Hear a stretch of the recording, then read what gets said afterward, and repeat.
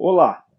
Nesse terceiro vídeo, a gente vai falar sobre regressão múltipla usando dados categóricos. O que são, afinal de contas, dados categóricos? Como se faz interação entre dados categóricos e outras variáveis no modelo? Como se analisam os dados? Como se interpretam? Como se reportam esses resultados? E depois, como essa é a minha última aula dessa disciplina, eu gostaria de deixar alguns ponteiros, algumas indicações para onde ir a partir da sua formação, do seu estudo para essa modalidade de análise aqui. Então, o que são variáveis categóricas? Variáveis categóricas acontecem ou ocorrem na minha base de dados quando uma variável recebe um valor para cada categoria. Até agora, nós estávamos utilizando partindo do pressuposto que cada variável recebia um valor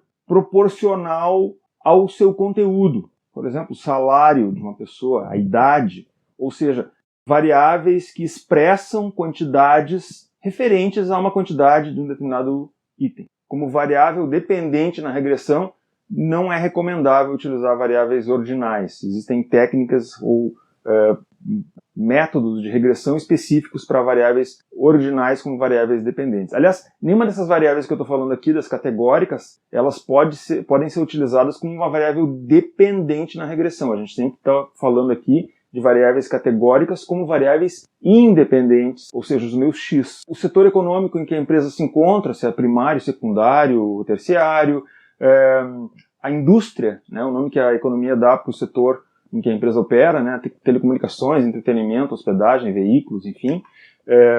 E aí qual é que é o problema? O problema é o seguinte, vocês imaginem assim, ó, vamos pegar um exemplo aqui desses meus exemplos anteriores aqui, pega lá a formação acadêmica. E vamos dizer que vocês sabem que para analisar um dado usando regressão, a regressão espera um dado em forma de matriz numérica. E aí vocês vão lá e codificam formação acadêmica como número. Ciências naturais 1, ciências sociais 2, engenharias como 3 e negócios como 4. De que forma o sistema vai interpretar um número, por exemplo, alguém que fez uma formação em negócios como 4 vezes alguém que fez uma formação em ciências naturais?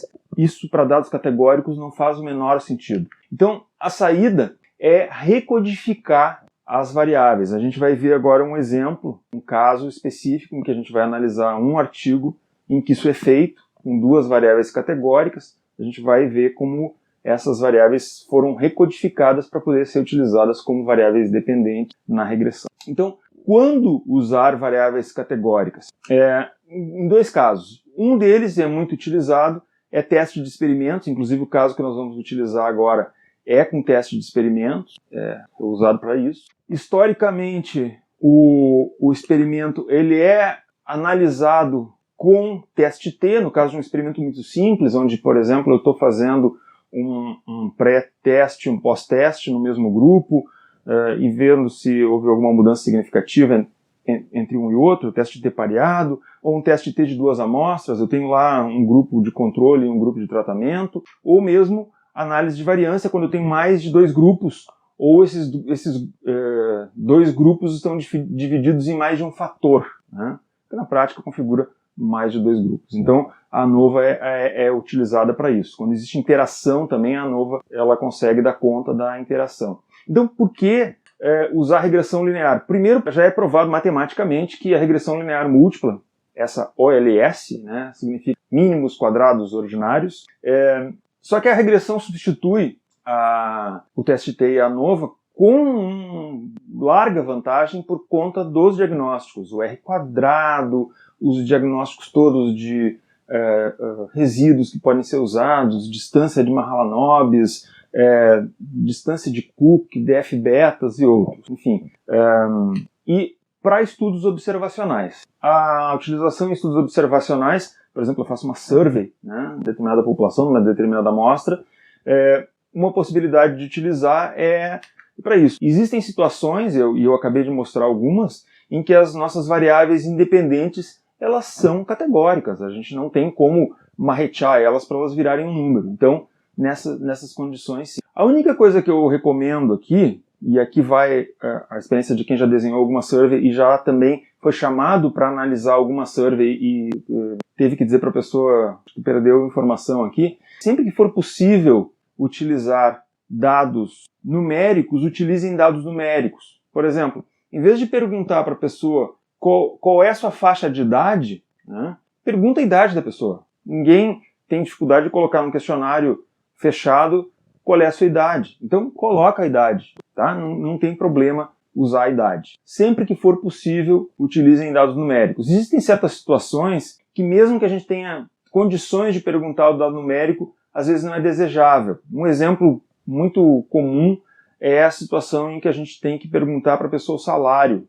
O salário é uma questão delicada, faturamento da empresa também é uma situação delicada. Se vocês puderem usar dados secundários para isso, melhor, no caso de faturamento da empresa. Se vocês não puderem usar dados secundários, usar ela como uma variável categórica do que propriamente utilizar isso como uma variável numérica, como seria o ideal, tá? Então, quando for possível, usar variáveis numéricas. Quando isso causar um certo desconforto correspondente, melhor ter alguma resposta do que não ter nenhuma. Então, nesse caso, abram mão aí do número preciso e é melhor uma variável imperfeita do que não ter nenhuma, né? Não ter uma resposta. Para esse estudo de caso, eu vou pedir que vocês baixem esse artigo. Ele é dos autores Meslek et al. De 2020, ele foi publicado no Leadership Quarterly, e ele se debruça sobre o problema da liderança carismática e das recompensas no desempenho individual. Ele é um experimento que tenta identificar de que forma o líder carismático e as recompensas influenciam no desempenho do indivíduo. Para fazer esse estudo de caso, eu vou pedir que vocês entrem no site Mendeley Data, que é um site que tem dados abertos de várias pesquisas, inclusive essa. Ela foi escolhida não só pela sua qualidade técnica, mas também pelo fato de que ela está disponível ali, e baixem, né? Cliquem naquela opção Download All, né? É um arquivo de 628 MB e vocês podem acompanhar os dados, os resultados da pesquisa dele. Uma coisa que eu recomendo que façam é olhar o vídeo. Não só os dados estão disponíveis, mas alguns vídeos, trechos de vídeos mostrando o diferente impacto de cada gestor, ou como cada gestor se comporta, também está disponível nesse material. É bem interessante, eu recomendo fortemente que o faça. Vamos olhar o primeiro vídeo. Eu vou mostrar para vocês agora o vídeo em que se utiliza o líder neutro. Ele está em inglês, a narração está em inglês, mas o texto, eu garanto para vocês, ele é muito, muito parecido entre os dois. Eu vou colocar apenas um pequeno trechinho e vocês observem as expressões faciais agora no vídeo neutro. Hi, my name is Jean Roule and I'm working with a team that has hired you. My main task is to brief you on the importance of what you are going to do. In the next couple of minutes, I just want to explain to you the mission of the Magic Home Association. Agora eu vou colocar aqui, para vocês verem, um trechinho do vídeo em que esse mesmo ator faz o papel do líder carismático. Observem, as palavras são, eu vou botar um trecho aqui, as palavras são exatamente iguais, só eu vou pedir que vocês observem a entonação, a expressão corporal desse gestor, desse ator, ao fazer essa apresentação para os sujeitos da pesquisa. Hi, my name is Jean Roule and I'm working with a team that has hired you. My main task is to brief you on the importance of what you are going to do.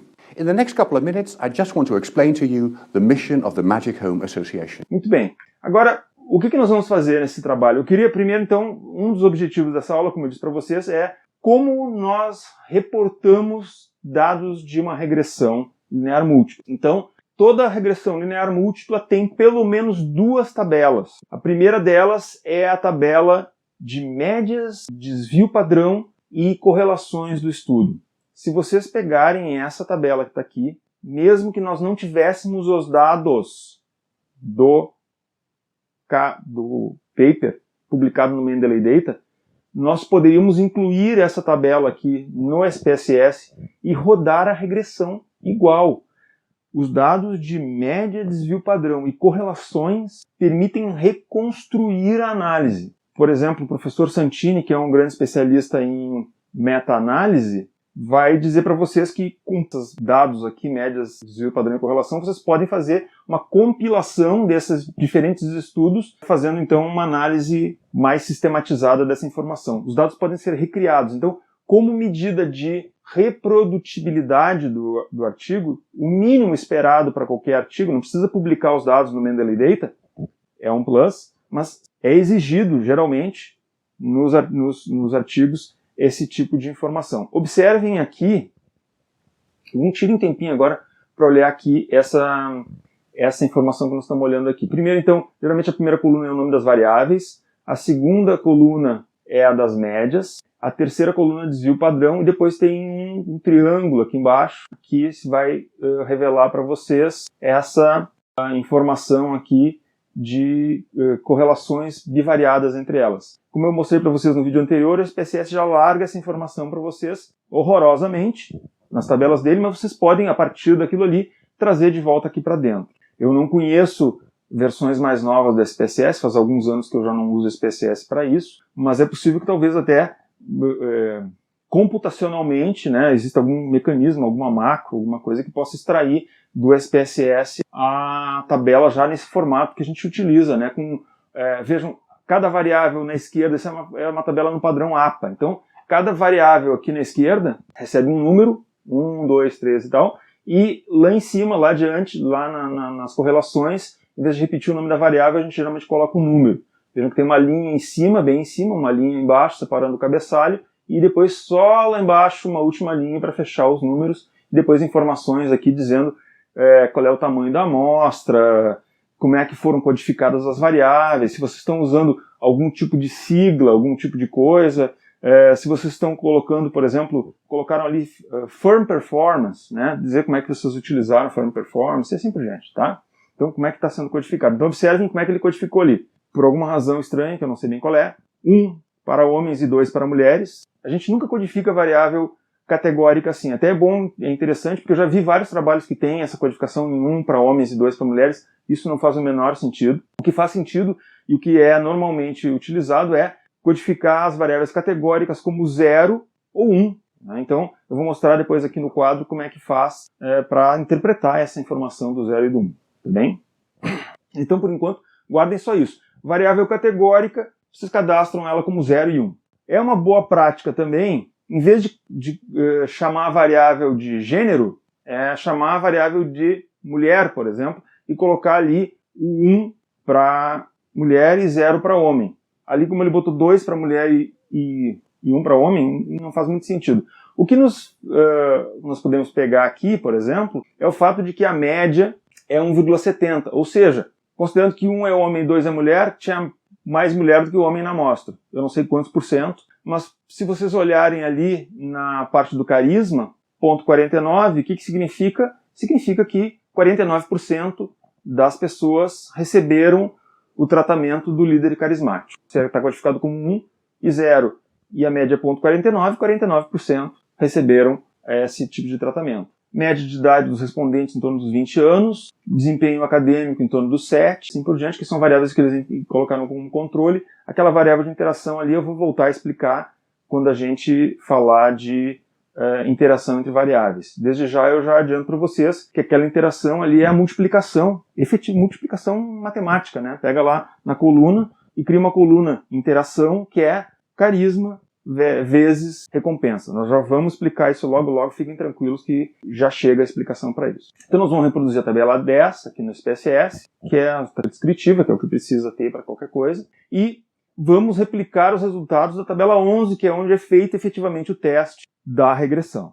Eu vou mostrar aqui alguns detalhes da tabela. Então, assim é que se formata uma tabela de regressão, tá bem? No padrão APA, que é o padrão que é utilizado mesmo.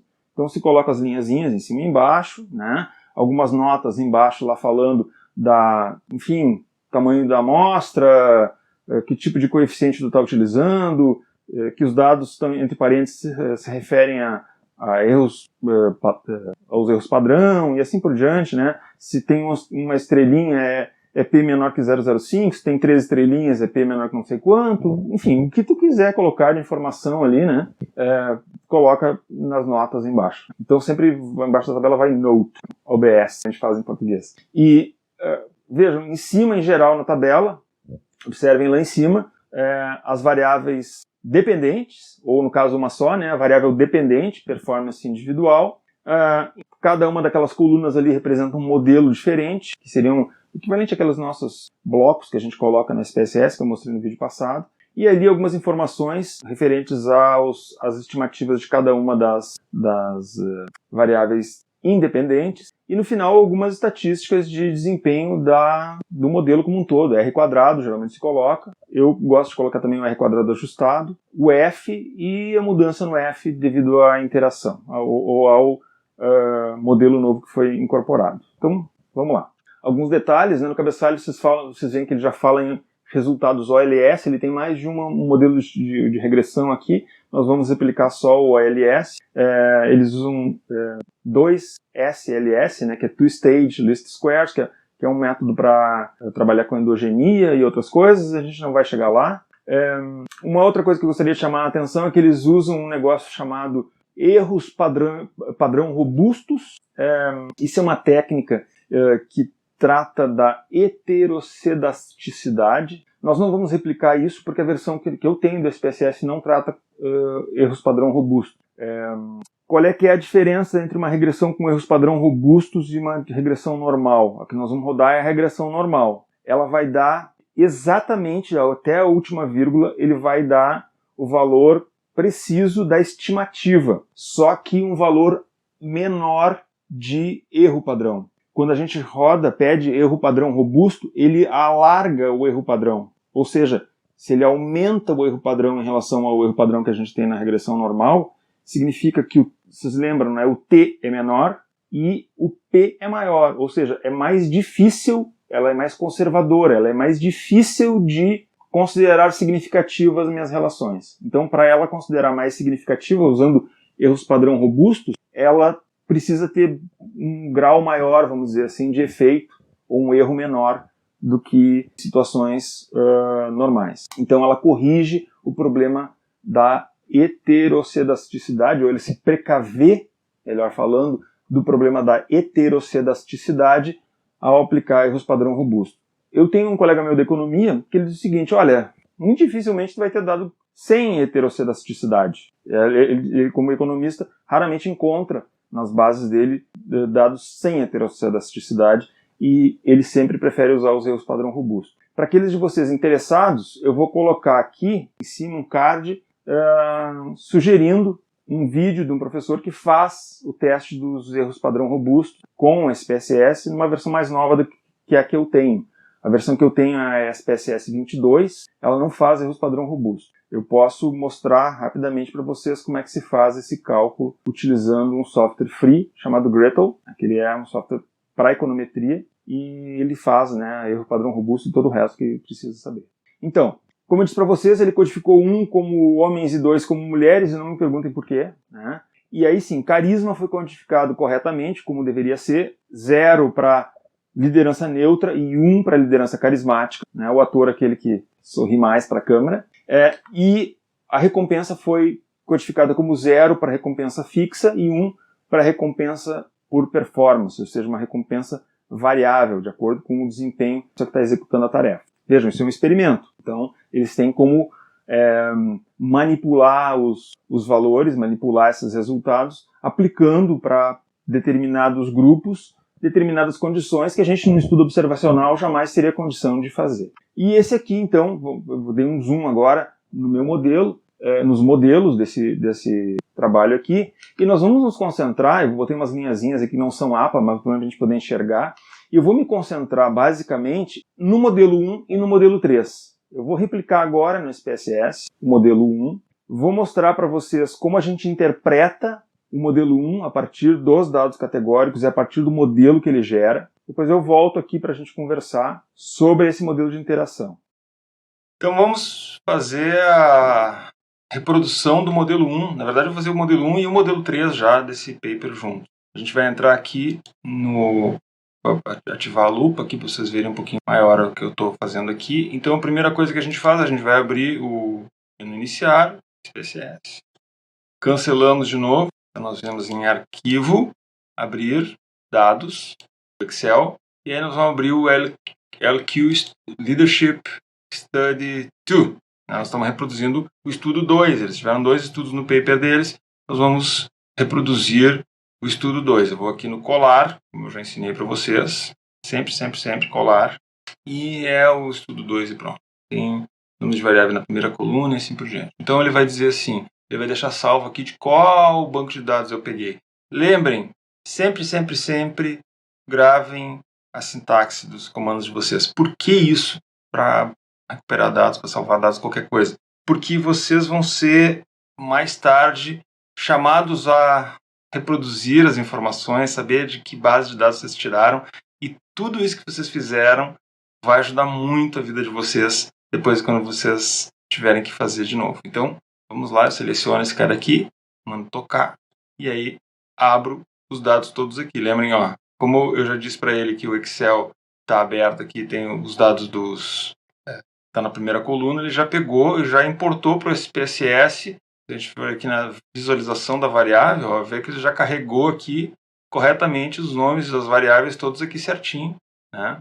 Alguns até ele já adivinhou se ele é nominal ou se é numérico, enfim, né? Se ele é escala, se ele é nominal, tudo por aqui, tá bem? Ele chama de nominal, é outra maneira de chamar de dados categóricos. E aí a gente vai reproduzir, então, as nossas análises. A gente vai analisar regressão linear. Como eu disse para vocês, se vocês têm o SPSS versão 26 ou alguma coisa parecida, vocês vão ter já a possibilidade de reproduzir com a regressão com robusta. Aqui nesse SPSS eu não tenho, né, mas eu vou reproduzir assim mesmo, vou fazer o que eu tenho que fazer, vou mostrar para vocês como é que faz. Uma tabela de regressão para publicação. Então, performance é minha variável dependente. As minhas variáveis independentes na primeira rodada serão as variáveis do paper, que são gênero. Está codificado como está lá no livro, tá? Se vocês quiserem podem olhar depois até aqui a codificação dela. Podem pedir algumas descritivas e tal, vocês vão ver que está codificado como estava lá. Idade, desempenho acadêmico, e aí as condições que a gente especificou aqui. Líder e recompensa, certo? Lembrem, sempre método enter, método inserir. Aqui não precisa fazer nada. Estatísticas, pede tudo. Eu até vou botar um pouquinho mais de restrição aqui, vou botar 2 desvios padrão. Alteração, quadrado do R, descritivos, que aí vocês já não precisam fazer a descritiva, né? A tabela anterior, tabela 10. Correlações parciais e de parte, diagnósticos de colinearidade, vai. Gráficos, eu vou pedir um monte de gráfico, né? Histograma, gráfico de probabilidade normal, vou colocar a variável dependente aqui e a predita aqui, vou botar um outro gráfico de dependente aqui e resíduo aqui embaixo, vou fazer um gráfico de predição, de predito por resíduo aqui também. Posso brincar, fazer quantos gráficos eu bem entender, tá? Eu quero ver, de um lado, eu quero ver o previsto versus o desvio do resíduo, ver se tem algum tipo de problema. Posso, enfim, ser criativo nos gráficos, tá? Não tem problema. E produzir todos os gráficos parciais também que eu gosto. E é isso. Vocês veem, é tão chato montar essas... É mais fácil salvar e depois só recuperar. Cada vez que a gente abre o SPSS, ele zera, né, as opções. Então, é mais fácil salvar essas coisas. Salvar aqui, eu geralmente gosto da distância de Mahalanobis, a distância de Cook, os df-betas padronizados, defit padronizado, razão de covariância. Eu não vou conseguir explicar para vocês como analisar esses dados aqui por uma série de questões, mas assim, é bem bom de utilizar e de verificar isso. Então, geralmente eu salvo tudo, tá? Tá, bem. Leverage também. Ok. E aí, continua. Tá? Opções. Sempre manter a constante na equação. E excluir casos por lista.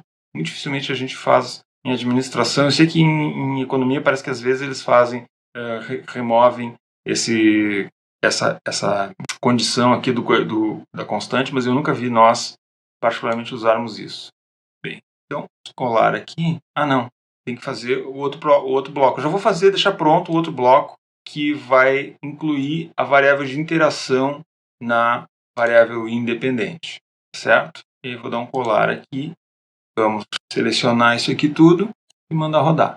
E está feito, tá? As estatísticas descritivas, a tabela anterior, a primeira tabela que eu mostrei para vocês das estatísticas descritivas está aqui, né? Performance, a média, o gênero. Se vocês compararem lado a lado aqui os resultados, vocês vão ver que são resultados rigorosamente iguais. Tá? E aqui vai ter as correlações que vocês vão retirar. As correlações de Pearson estão aqui, na verdade. Vocês podem comparar com o paper e vão ver que são rigorosamente iguais. Espero que vocês reproduzam também. E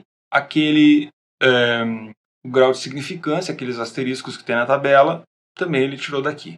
Tá? Então, é isso. Aqui estão os R's quadrados dos modelos, exatamente iguais aos que ele obteve lá. E os coeficientes, os B's, vocês vão ver que eles são rigorosamente iguais aos coeficientes que ele encontrou lá. A única diferença que nós vamos ter aqui são os erros padrão, que como ele trabalha com erros padrão robustos, o erro padrão deles é um pouco maior do que o nosso, certo? Faz com que, eventualmente, algum desses resultados aqui não seja significativo lá para nós, aqui seja significativo, para ele lá não, tá? Então aqui, por exemplo, deixa eu ver se tem alguma diferença. Aqui, por exemplo, como ele está usando o erro robusto, ó, o desempenho do ano anterior, para nós aqui seria significativo, para ele não é, né? Então aqui seria o modelo 1 dele, constante, gênero, idade, performance acadêmica, carismático e reward, recompensa. E aqui seria o modelo, aqui chama de 2, porque eu não entrei com 3 modelos aqui. Entrariam essas 3 funções, inclusive a interação, que como no caso deles, no nosso não foi significante. A gente começa agora, então, olhando o nosso modelo 1. Modelo 1 que não tem interação, mas tem as variáveis dicotômicas. Lembrem, sempre quer adicionar variáveis a cada estágio, a gente quer adicionar variáveis. Então, vamos começar olhando o nosso modelo 1. Como é que a gente escreveria o nosso modelo 1 na forma de uma equação linear? Visual performance é igual. Modelo 1, né? É igual a 34 mais. Agora vamos fazer a seguinte fase de conta aqui para nós. Vamos fazer de conta que todas as variáveis foram significativas. Eu não tenho problema de significância em nenhuma das variáveis. Só para a gente ficar nossa vida, tá? Então, mais 7.10 vezes female, o gênero, né? Mais 0,67 vezes a idade, mais 10.20 vezes academic performance, mais 54,48 vezes carisma, mais 66,07. Esse é o meu modelo. Para simplificar a minha vida, vamos fazer o seguinte.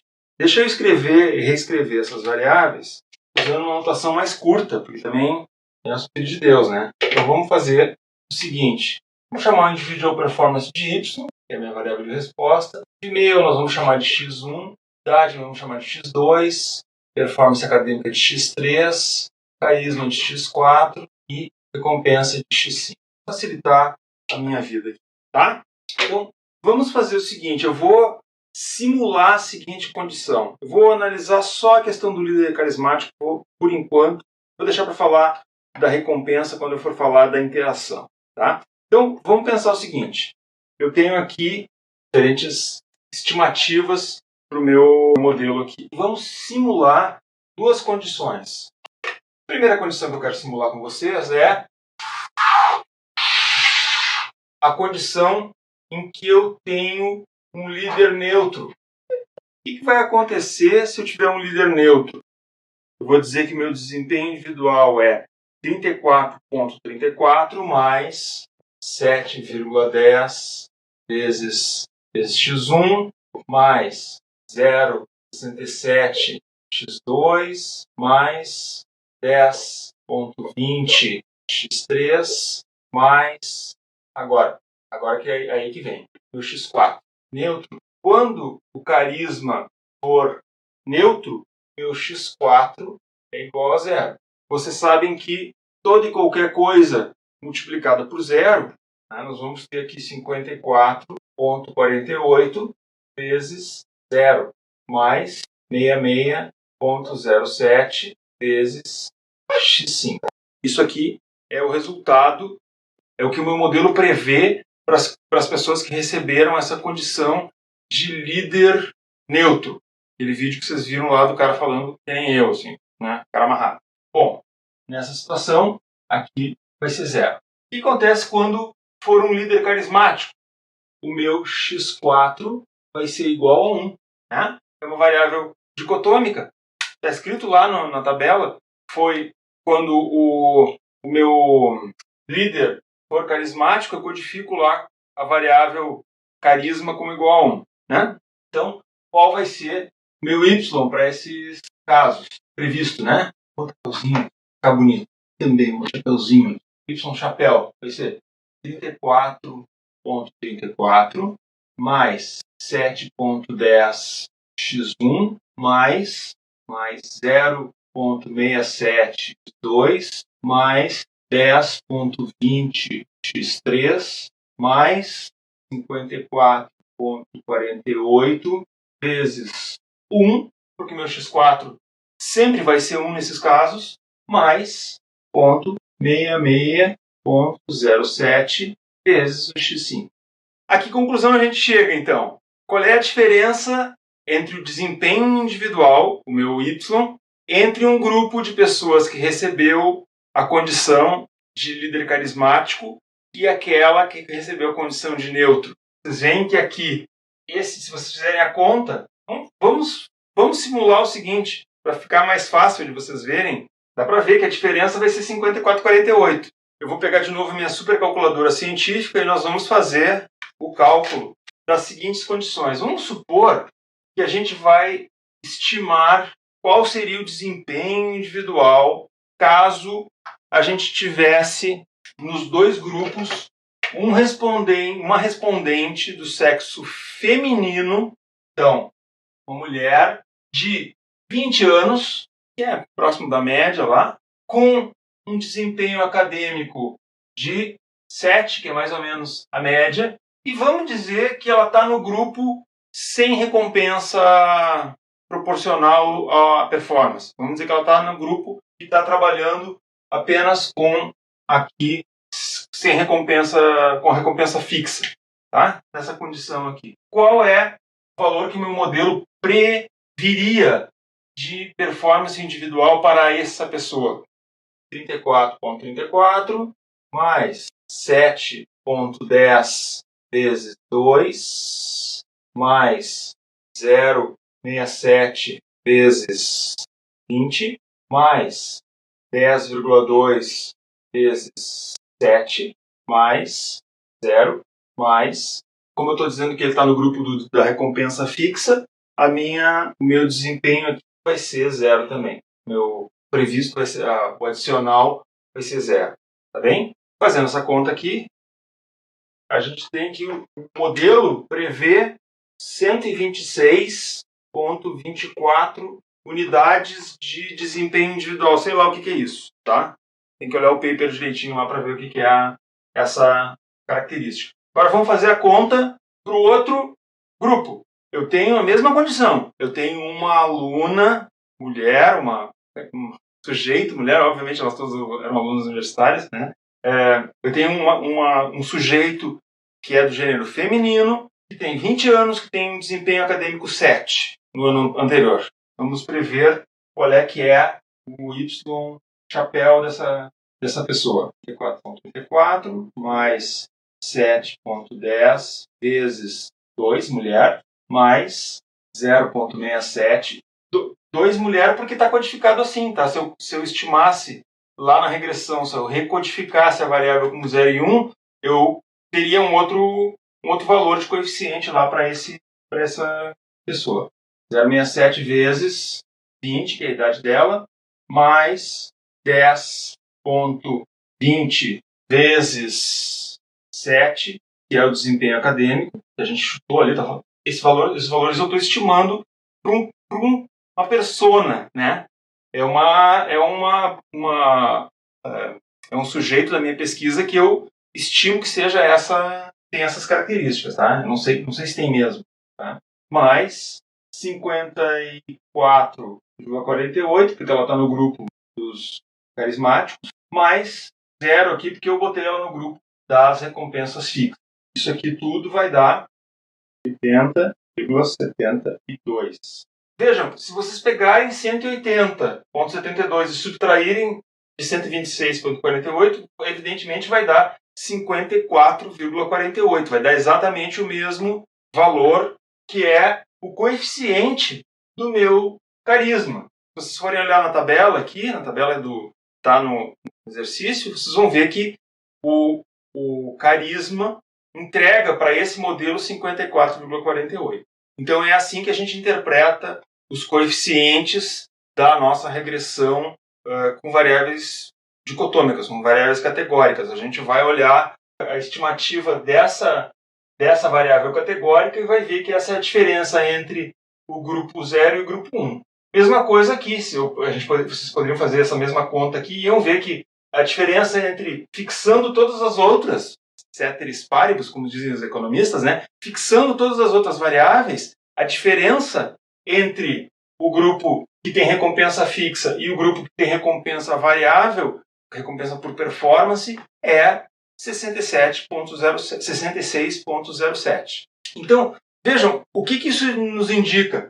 Que esse número que está aqui, certo? Ele se soma no intercepto, ou seja, ele vai jogar a minha curva para cima nessa quantidade. Ele vai fazer com que o valor suba nessa mesma proporção. Então agora nós voltamos ao nosso PowerPoint.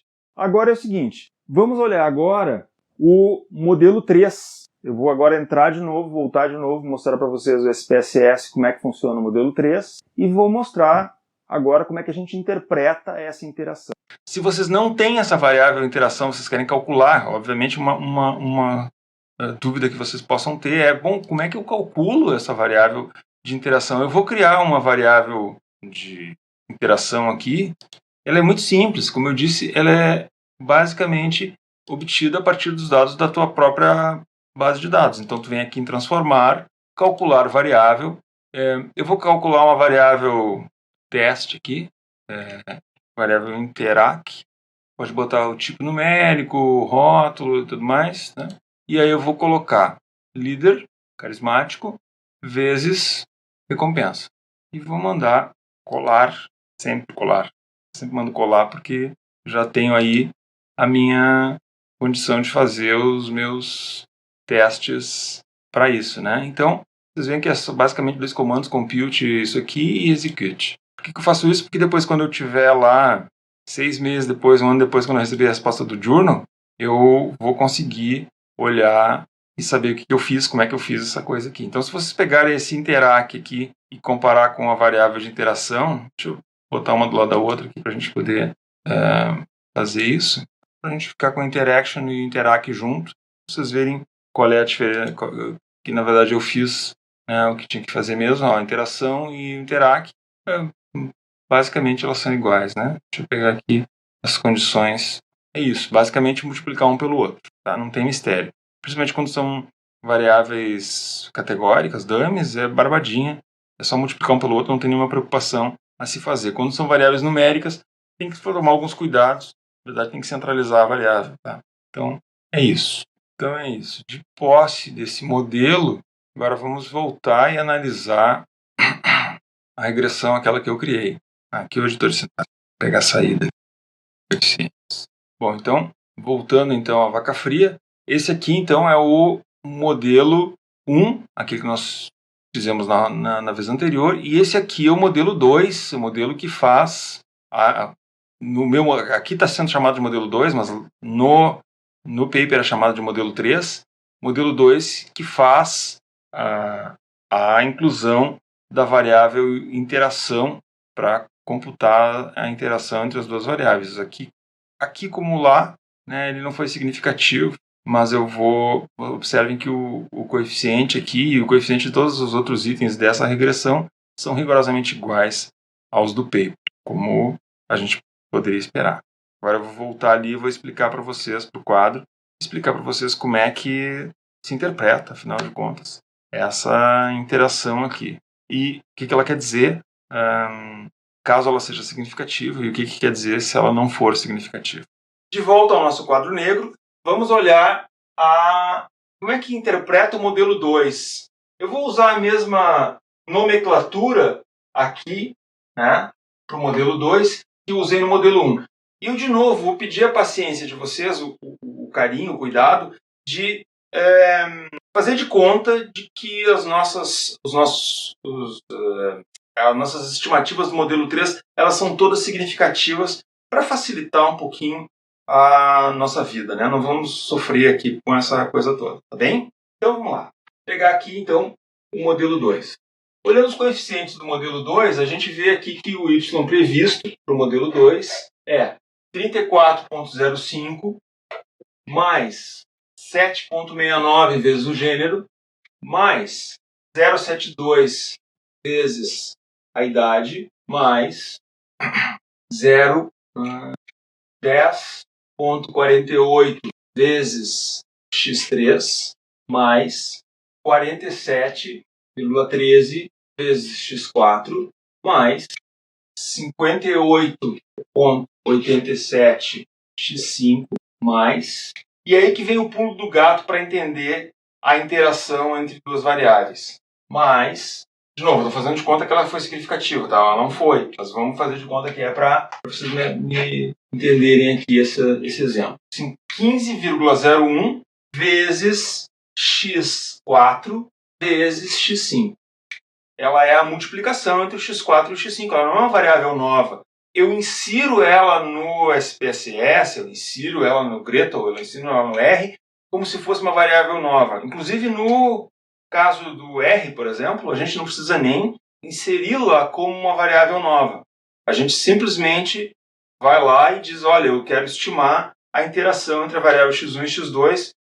O R é esperto o suficiente para saber se aquilo ali é um fator, se não é um fator, já recodifica, tudo para vocês. É uma barbada. Mas assim, né? Tem o seu bônus e o seu bônus. Tem que aprender o R.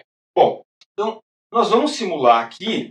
Eu vou pegar o mesmo exemplo daqui de trás, tá? Eu vou pegar uma pessoa do sexo feminino, de 20 anos, com 7 de desempenho acadêmico, e vou simular as 4 condições e vou dizer qual é que é o Y estimado para cada uma delas. Tá bem? Nós vamos pegar aqui 4 condições aqui. Para cada uma dessas células do meu experimento, eu vou ter uma condição diferente aqui. Por exemplo, aqui, eu vou dizer que é um líder neutro, portanto, x4 é igual a 0, como está codificado lá na tabela, ou carismático, x4 igual a 1, e aqui vai ter uma recompensa fixa, ou seja, x5 é igual a 0, ou uma recompensa variável, x5 é igual a 0. E aqui dentro das células eu vou calcular meu y previsto para cada uma delas. Lembrando que o y previsto agora é essa fórmula aqui, mas eu vou usar aqueles mesmos números de lá, tá bem? Então, meu y previsto para cá, o que vai ser? 34,05 mais 7,69 x1, que é 2, uma moça, mais 0,72 vezes 20, de 20 anos, 10,48 vezes 7, que foi o desempenho do semestre anterior desse indivíduo. E aí nós temos assim, x5 e x4 é 0. Então, x4 aqui vai ser 0, x5 vai ser 0 e x4 vezes x5 vai ser 0. Certo? Aqui, a condição de que a pessoa estava num grupo com um líder carismático e com uma remuneração fixa. Meu Y vai ser 34,05 mais 7,69 vezes 2 mais 0,72 vezes 20 mais 10,48 vezes 7 mais, agora o x4 é 1, né? Então, 47,13 vezes 1. Como o meu x5 é 0, aqui vai ser 0. Como o meu x5 é 0, aqui também vai ser 0. Certinho? Bom, agora vamos calcular esse item aqui. Vai ser 34,05 mais 7,69 vezes 2 mais 0,72 vezes 20 mais 10,48 vezes 7 mais... Bom, aqui eu errei. x5 aqui igual a 1. Então, mais x4 que vai ser 0, então aqui é 0. 58,87 vezes 1. E como x4 é 0, esse último item aqui é 0. E agora, finalmente, a condição em que eu tenho um líder carismático oferecendo uma remuneração variável por desempenho. Então, a gente vai ter 34,05 mais 7,69 vezes 2 mais 0,72 vezes 20 mais 10,48 vezes 7 mais 47,13 mais 58,87, já que o x5 também é 1, mais 15,01. Vamos lembrar que aqui eu estou fazendo de conta que foi significativo, tá? Vezes 1 vezes 1, ou seja, 15,01. Tá certo?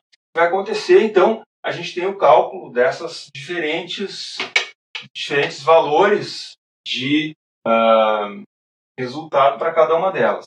Aqui vai ser...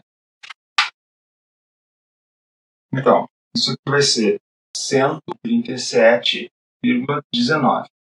No caso dessa célula aqui, onde eu tenho o carismático mais a fixa, vai ser 137,19 mais 47,13, 4,2. No caso em que eu tenho essa situação anterior, vai ser 137,19 mais 58,87. Vai ser igual a 243,19.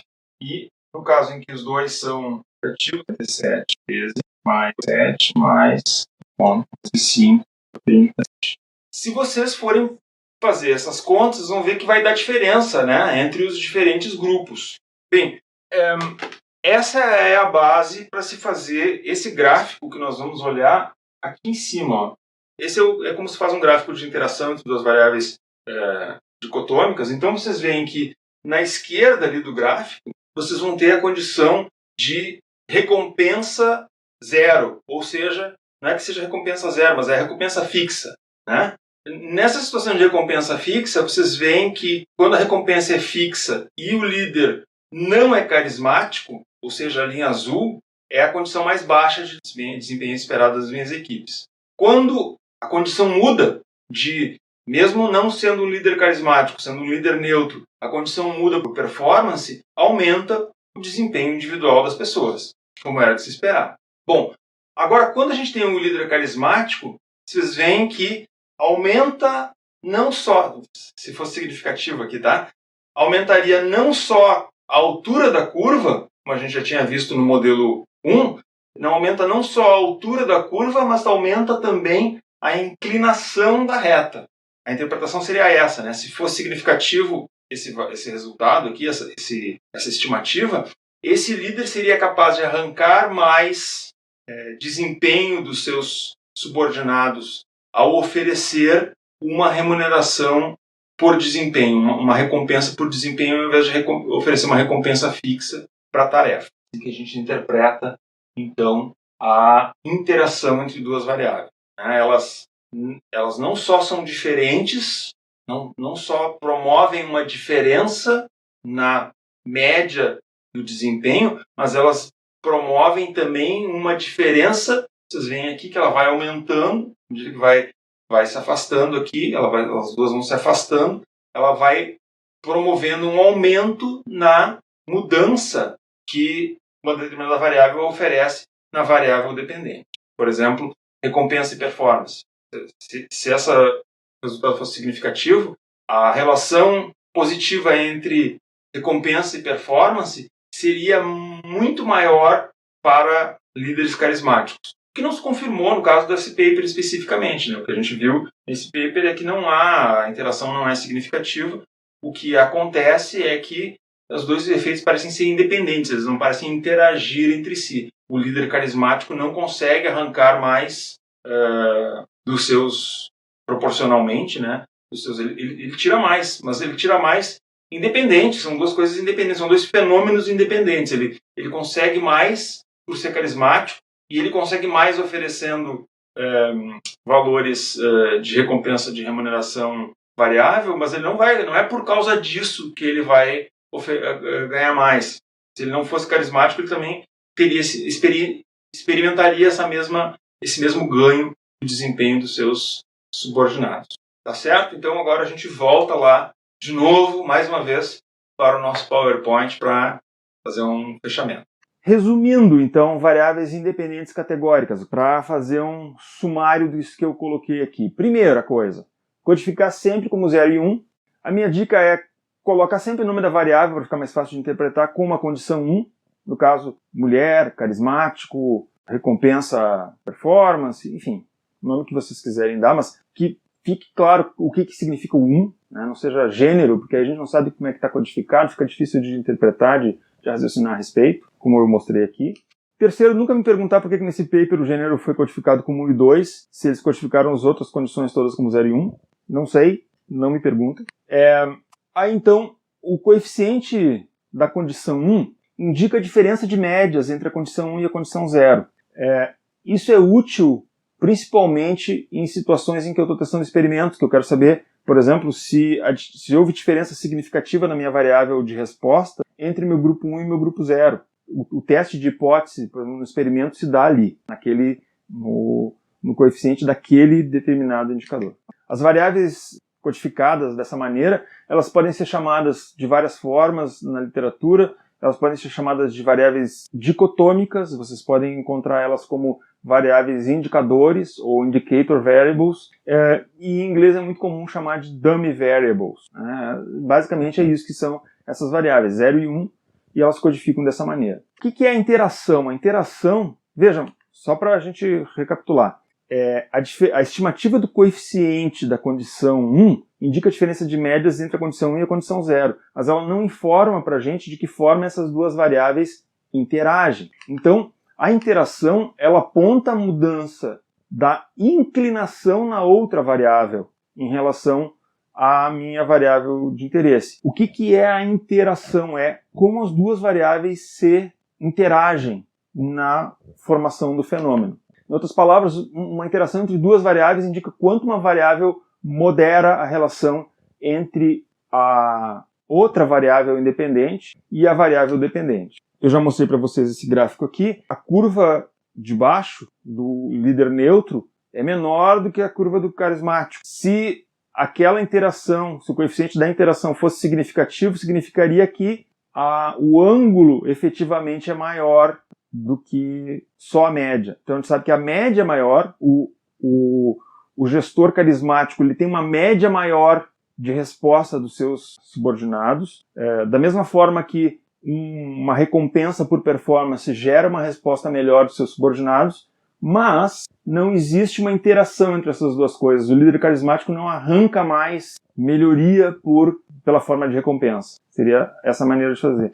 Mas aí vocês vão olhar e vão dizer assim, mas pô, Yuri, eu estou vendo ali que as diferenças entre os dois ângulos tá diferente. Por quê? Por que não é a interação não é significativa? Vejam, por que ela não é significativamente diferente de 0? Isso é o bacana da regressão. A regressão, ela, apesar de calcular uma reta, né, ela, na verdade, aquela reta ali, ela não é uma reta muito fininha, ela é uma reta gordinha. Lembrem, quanto maior for o resíduo, mais gordinha vai ser a minha reta. O que acontece nessas circunstâncias é que, Vocês lembram lá, né, que eu tinha aquela reta com aquele monte de pontinhos em volta, né? Quanto maior, mais aberto for aquela reta, para cada um dos grupos, mais gordinho, vamos dizer assim, vai ser minha reta. E aí, nesse gordinho, os ângulos podem ser que não sejam significativamente diferentes. Então, duas coisas influenciam aí para uma interação ser significativa. Primeiro, é a força dessa interação, ou seja, se o líder carismático realmente arrancasse muito mais desempenho dos seus subordinados ao oferecer algum tipo de recompensa por performance, mesmo que houvesse um resíduo maior, essa diferença seria tão grande que seria significativo. E, nesse caso, talvez o erro seja tão grande que essa diferença não seja suficiente para tornar o ângulo, a diferença de ângulo entre as duas retas, as duas inclinações, significativa. Tá certo? Essa é a moral da história da interação. Bom, próximos passos no seu aprendizado. O que você deve aprender a partir de agora, caso queira se embrenhar pelo mundo maravilhoso da regressão? Primeiro passo é o que fazer quando há mais de duas categorias. Eu já adianto para você o seguinte: dummy variables. Então, assim, cada vez que vocês tiverem, por exemplo, eu tenho 10 ou 5 categorias lá no meu banco de dados. Por exemplo, eu tenho uma variável lá que tem ensino fundamental, médio, superior, pós-graduação e analfabeto. Tem 5 categorias. O que eu faço? Eu crio 4 categorias, deixo uma de fora. É sempre uma menos. Então, por isso que eu consigo dar conta de uma variável categórica com 2 categorias só com uma dummy variable, porque ela tem 2 categorias, eu uso uma.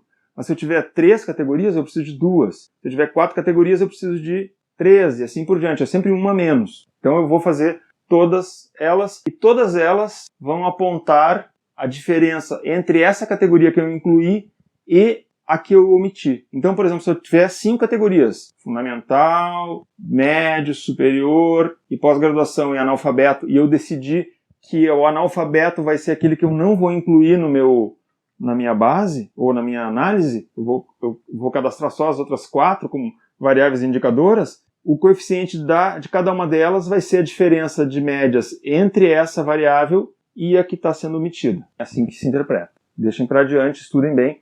Isso vale a pena fazer. E é comum. Como é que interpreta interação entre variáveis dicotômicas e numéricas? Eu falei aqui apenas para simplificar minhas contas em minha vida, entre a diferença entre variáveis dicotômicas e dicotômicas, a interação entre elas. A interação entre variáveis dicotômicas e numéricas, vocês vão ter a oportunidade de olhar em outro momento.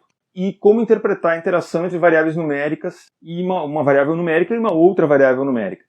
A minha dica é o site do professor David Kenny. Ele escreveu o famoso paper Byron Kenny de 1986, que fala de moderação e mediação. O site dele é extremamente didático. Ele tem várias informações, tanto para regressão quanto para modelagem de equações estruturais. Acho que vale a pena dar uma olhada no site dele. É muito bom.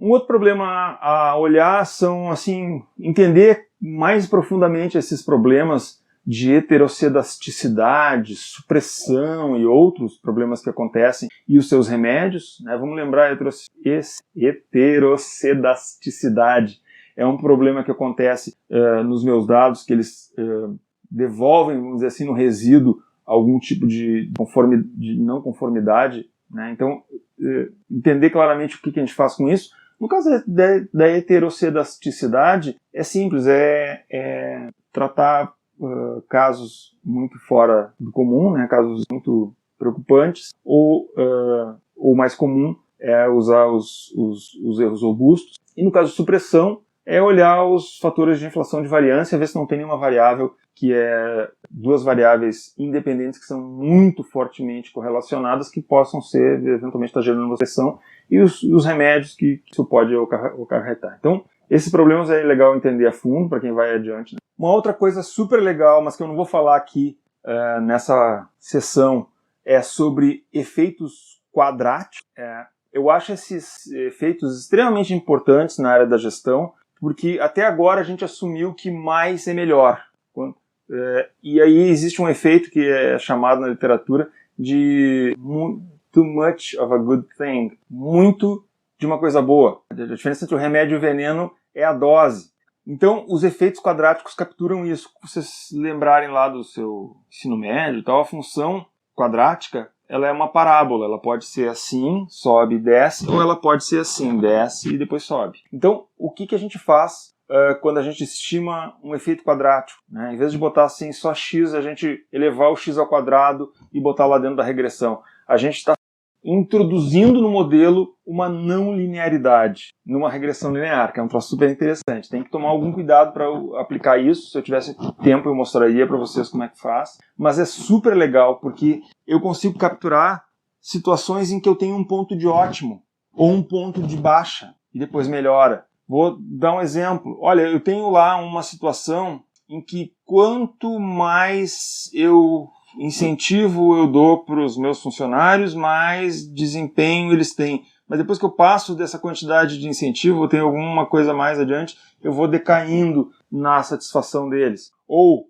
quanto mais horas de treinamento eu tenho na minha organização, menores os meus custos. Mas depois de um certo tempo, eu não consigo mais baixar os custos de produção e aí só vou adicionando custos de treinamento e aí o meu custo geral sobe de volta. Então, essas coisas todas eu consigo capturar a partir de regressão linear, múltipla, com efeitos quadráticos. As curvas, tanto a curva do sorriso quanto a curva da tristeza, né, eu consigo pegar uma e outra nos efeitos quadráticos.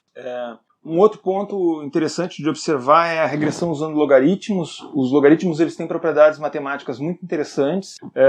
Por exemplo, se vocês estão estimando um efeito gravitacional, por exemplo, dentro da área de negócios internacionais, existe uma teoria, que é a teoria dos efeitos gravitacionais do comércio internacional, que ela diz o seguinte, que o comércio entre duas nações vai se dar pela distância entre essas duas nações, multiplicado pela PIB da nação 1 vezes o PIB da nação 2. Lembram que a regressão ela só trata A mais B mais C mais D, né? Ou x1 mais x2 mais x3 mais x4. Ela não trata multiplicações. Como é que eu faço isso? Se vocês lembram lá do tempo da matemática, imaginem uma equação em que vocês têm um x, um y é igual a x1 vezes x2 mais x vezes x3 vezes x4, se vocês tirarem o logaritmo dos dois lados, ela vai ficar igual. Só que aí, o logaritmo de uma multiplicação é a soma dos logaritmos das variáveis individuais. Então ela se torna, quando vocês tiram o logaritmo das variáveis individuais,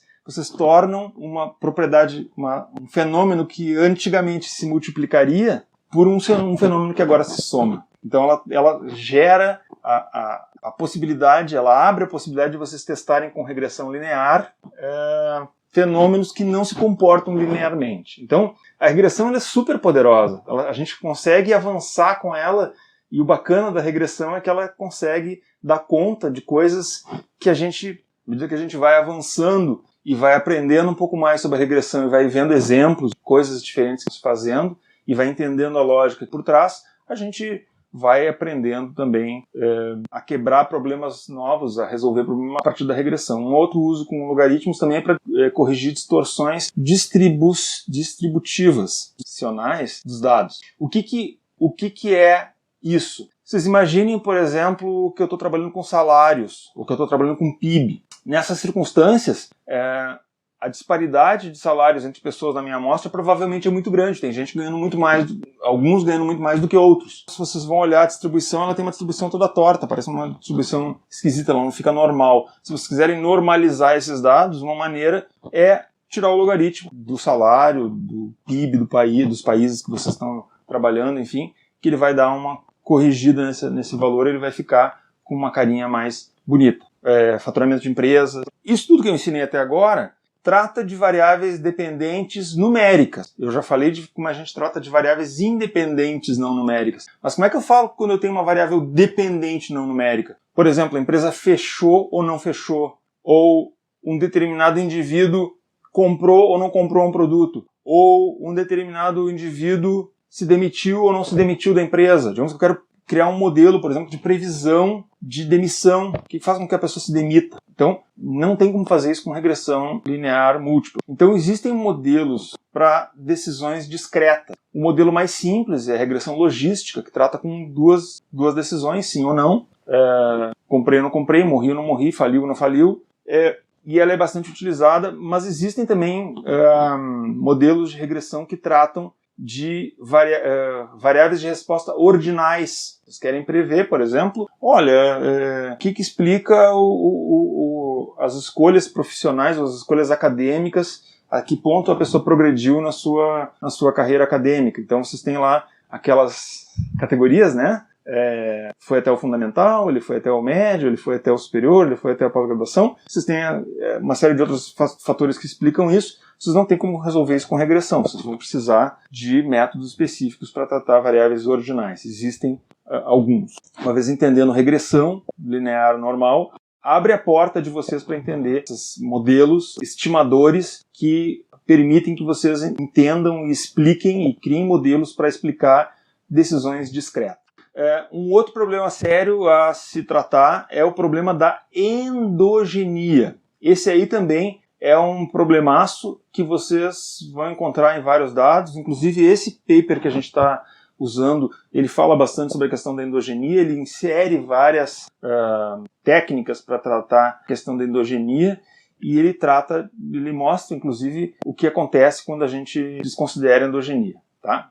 Uma outra área que é interessante tratar com regressão, a gente não vai nem chegar perto disso, é a questão de estudos longitudinais. Obviamente, cada vez menos a gente está interessado em problemas que podem ser resolvidos com dados de corte. Dados de corte eles são legais, tudo, não mostrar uma coisa está relacionada com a outra, mas quando a gente trata de, principalmente estudos observacionais, dados em painel, séries temporais, elas são muito mais interessantes, me permitem responder problemas muito mais interessantes do que dados de corte. Então, para isso é importante ter um domínio de regressão para esses modelos aí. E aí não é o SPSS. Séries temporais, até sim.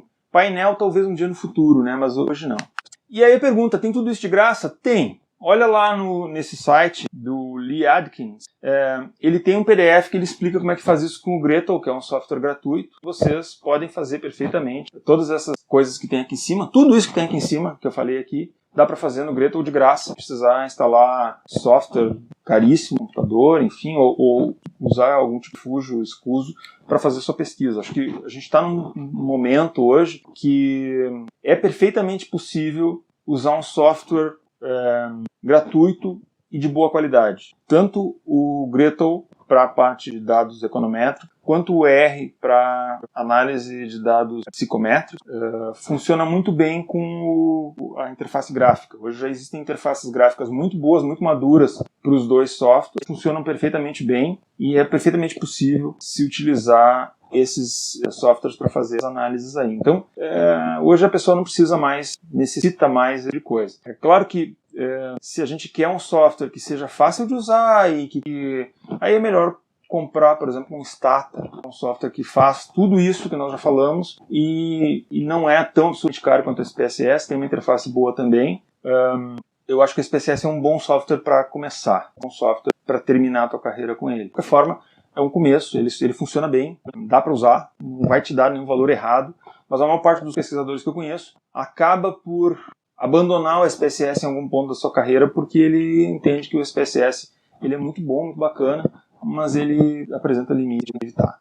O que eu tinha para a nossa sessão sobre regressão múltipla é isso. Eu espero que vocês tenham aproveitado. Se tiverem alguma dúvida, por favor, nossa aula síncrona a gente vai tirar as dúvidas que fizerem presentes. Forte abraço a todos.